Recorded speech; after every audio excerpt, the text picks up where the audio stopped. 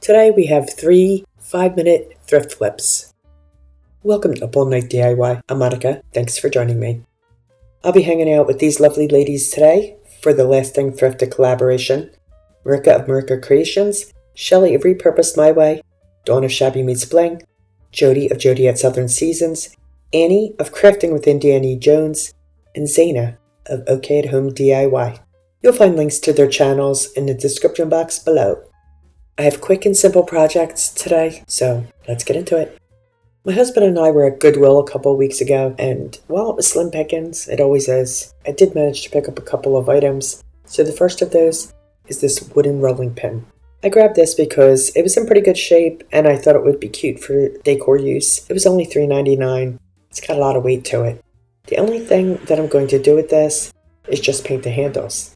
This is a super quick project, and I thought it would be good as a filler piece. Sometimes you just need something to fill in a space, and I thought this would work well.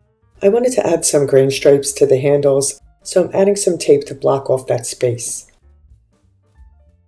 Once I get the tape in place, I'm going to pounce over it with Mod Podge right along the edges in hopes of a crisp, clean line. The Mod Podge, generally speaking, helps prevent the paint from bleeding under the tape. Trying to get a straight line on a curved surface is always a challenge, so, we'll see if it works. I'm using Ceramcoat acrylic paint in charcoal to paint the handles. Doing my best here, trying not to get any paint under that tape.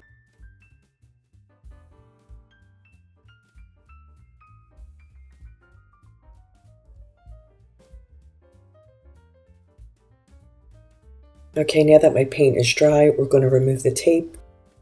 And as you can see here, the paint bled through, which I did kind of expect, so that's okay. What we're going to do is just sand off that area because it kind of left a little bit of a ridge of the paint. So I'm going to sand that down and just paint the whole thing with charcoal.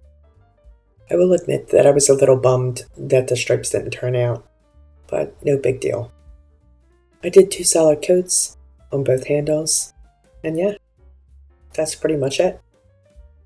So here it is. I tied a wee scrappy bow to the handle, for the beauty shot. Our next project is another really simple update. I picked up this wee cutting board, again for $3.99, and I felt like this, too, was another really good filler piece. I could stick both this and the rolling pin in a basket. I can set them out on their own. You feel me? There are just so many ways that pieces like this could come into play. Sometimes you just need to stick something somewhere. I thought these 2 pieces were good for that. Once again, I'm going to pull out my charcoal paint and my painter's tape to create some stripes on the handle. Since I couldn't get those grain stripes to work on the handles of my rolling pin, I'm going to give it a go here. I'm not 100% sure how far down the handle I want to go with the paint, so we'll start taping off the very top first. The angle on this is a little weird. That's okay. You know what? Let's just get this taped up. I pounce over the edges of the paint with the Mod Podge, using a cosmetic sponge to apply. Hopefully this time it works better than the last time. Now that the Mod Podge is dry, I'll apply a coat of charcoal paint.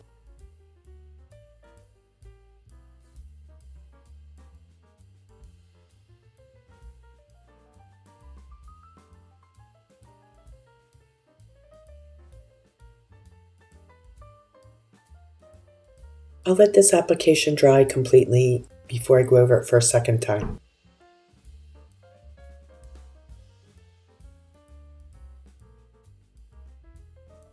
I'll give it a quick second coat.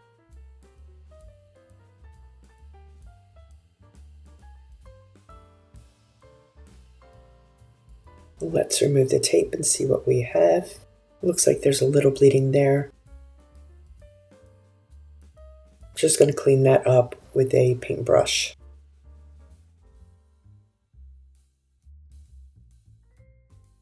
Yep, that worked. Pretty much anyway. Let's see how the rest of the stripes turned out.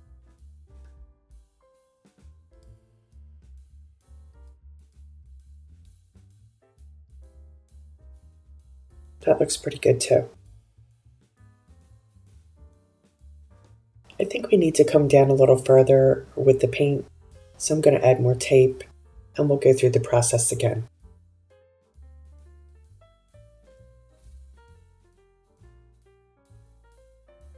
I'm adding 2 more coats of charcoal paint to this area and hopefully we're good to go.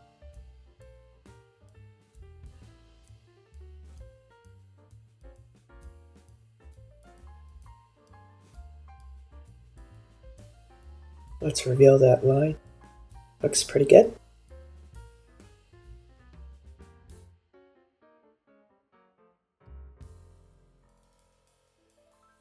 Yep, like that better.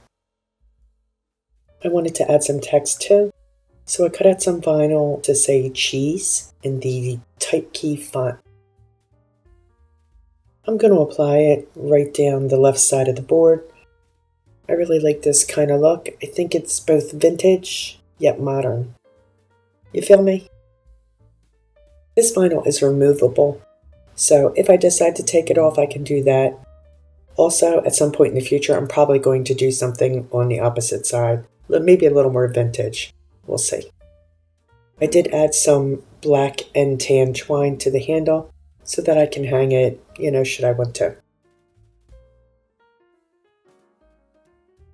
I can add this to lean in a decorative box, or I can display it, something like this with some clay pots on it. You never know, things like this I feel come in handy. Like I said, sometimes you just need to stick something somewhere. Right, on to our final project.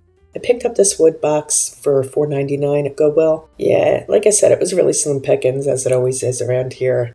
They really don't have anything other than a few things that I picked up. Everything else was kind of crappy, to be honest. Anyway, this caught my eye because I thought this would be good to display some of my plants in the spring, or maybe some seashells in the summer. Bottom line is, I just cannot resist a good box. I'm going to give this a coat of black chalk paint. I'm using Home Depot's Behr chalk paint. I actually really like this chalk paint. It was a really good buy. I bought it quite a while ago, and I still have a lot left, and it goes on really nicely and holds up well. And I'm going to paint the inside, as you can see, as well as the outside of the box.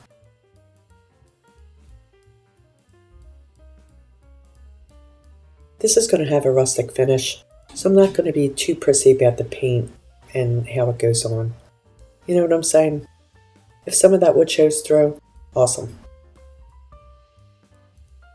So, while you watch me paint, I gotta say, I don't thrift very frequently because, as I've mentioned multiple times, there's just not that kind of selection here that you'll see from other creators. There's very rarely even anything made of wood or metal, for that matter, at my local thrift stores.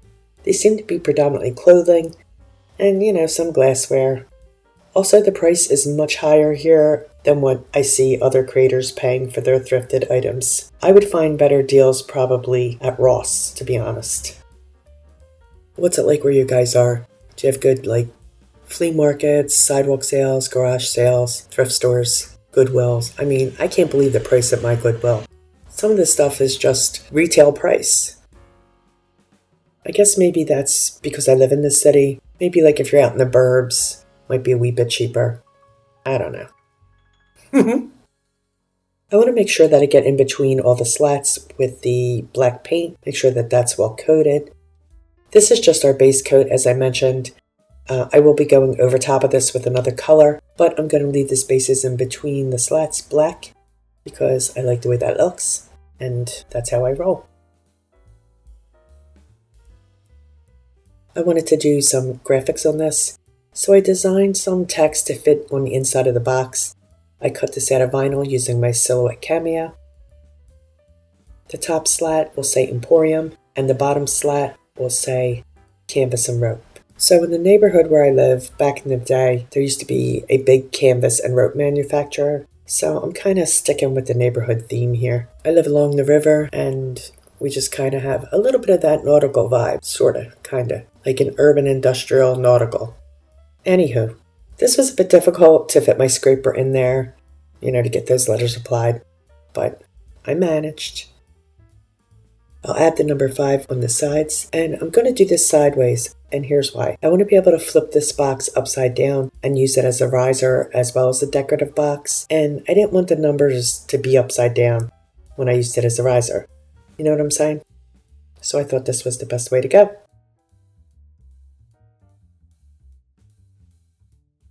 Once again, I'm going to pounce over the lettering with some Mod Podge so that we get those nice crisp lines.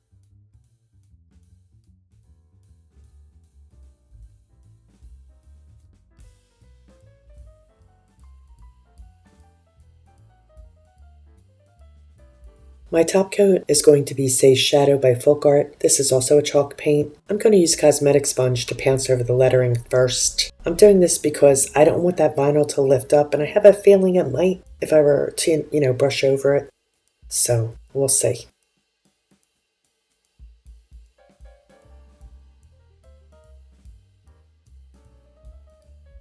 Actually, I think we're okay. So I'm going to stroke over them with a brush, and then we're going to paint the rest of the box with the Say Shadow. I love this color. I've used it in a few other projects. I really loved using green because I feel it's appropriate for any time of year. And this particular green is just so pretty and vintage looking. I was tempted to use my Refresh chalk paint, which I used, a couple weeks ago in a project, which is lovely. It's a beautiful light turquoise, but I thought the green was more practical, so that made my decision for me. And just like before, I'm not going to be too prissy with painting on the top coat, particularly because I do want some of the black to show through. One of the things that I like best about projects like this is that it goes with a variety of decor styles. I lean more toward industrial, and I can see where this would fit into a farmhouse or straight up vintage. It's very versatile, don't you think? Aha. Now the fun part, removing the vinyl to reveal the text beneath. This font is called FT Rosecube. It has a drop shadow, and finding all the vinyl once it's painted, yeah, that can be a little tough. Loving the way this looks. This gives me a Cape May vibe. Yeah, I'm really digging this. If you're not familiar with Cape May, Google it. You'll thank me. It's a beautiful seaside resort along the Jersey Shore, and it has these big, beautiful Victorian homes that all have been really well preserved. Most of them have been turned into bed and breakfasts. It's a lovely place to spend some time. Just beautiful. And of course, it's the beach. So, yeah. Gotta love that. Let's take a look and see how our number 5s turned out. That's good stuff right there. I'm going to come in with a sanding sponge and lightly sand, both to distress this and also to smooth out some of the nap of the wood, which has been raised from painting. Yeah, so I'm just going to go lightly. I want to reveal some of that undercoat of black, maybe a wee bit of the wood underneath, but for the most part, I want to keep this intact and yet still make it look distressed. And of course, we got to remember to do those number 5s on the sides. And now I'm going to wipe away the dust to make sure that it's really, really clean.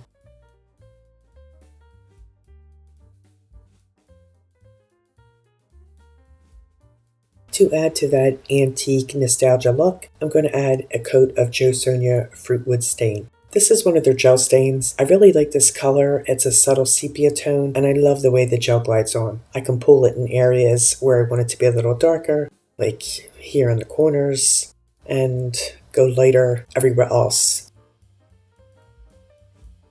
And I just love the subtle tone that this leaves.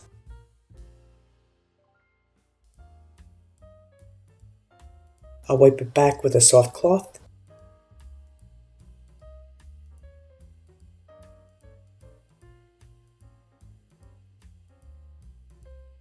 I really want to get it nice and concentrated in the creases and corner areas. Make it really look legit.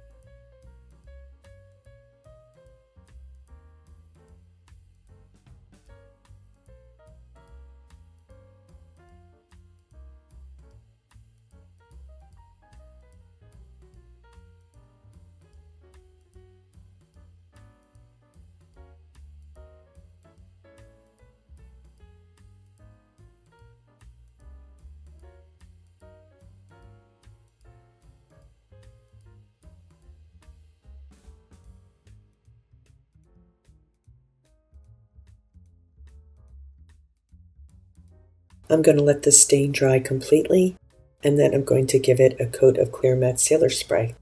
And this project is done. This project's my favorite today. I love the way this turned out, and I love that I can sit it on its side like this and just leave it as it is because of the text. It acts like a decorative sign. I can add pieces in it, like these plants or these wee topiaries. I can decorate it with shells, bottles of sand, pieces of nautical rope, etc. You get the idea. Let me know what you think. Here's a final look at today's projects. Here's our wee rolling pin. I really like the contrast of the charcoal paint to the light wood. It has both a modern yet a vintage vibe, and this is going to work really nicely with my decor. Here's our wee cheese cutting board. This too has both that vintage / modern vibe, and I definitely will be using this piece throughout the course of the year. It'll fit in nicely any season. That type key font, chef's kiss. And finally, our decorative wood box with the Cape May aesthetic. This is definitely my favorite of today's 3 projects. I just love the way this turned out, and I'll be setting up a beautiful vignette with this immediately. Here's a look at it as a riser. See, I put Truffles the pig on it from last week's video. I'll link that video for you in case you didn't see it. So I feel like this is probably the most versatile piece today. I hope you liked today's projects. I know they were simple and quick. That's a little different for me. Please be sure to check out my co-host channels. You'll find links in the description box for each of their channels, as well as the playlist. Please like, share, comment, and subscribe, and all that good stuff. Stay creative, my friends. Thanks for hanging with me. See you next time. Up all night with Marika.